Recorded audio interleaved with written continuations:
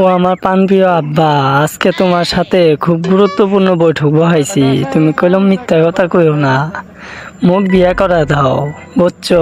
মোর ঘরটা কেবা খালি খালি লাগিচ্ছে, এখন কি করবা করো। মোর ছাওয়া হুই, তুই এমন কথা কেবা কুড়ি মুখ দেবাই করলু রে।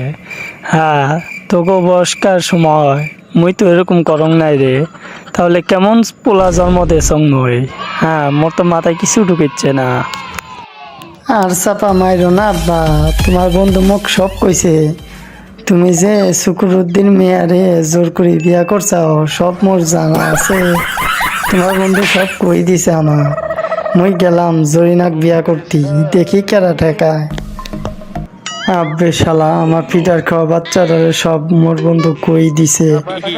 আর কি করা, যা বাবা যা, যাই বিয়ে করিয়া মুই তোর অপেক্ষায় আসাম। এ জরিনা এ, কোনো কথা কবি না, তোর কাছকে বিয়া করে হালা দেব। মোর বাপু কথা দেছ, বুঝছু? যদি সাউন্ড কইসে আবার কচু গাছের লোকে পেঁচ দিয়ে মারি হালা দেব। সি সি, শয়তান না বেড়া কয় কি? তুই আমার মন পাবি, দেহ পাবি না। তোর তো থাবড়ি আজকে লাল করে হালা দেব, এতে যাও আর হবি।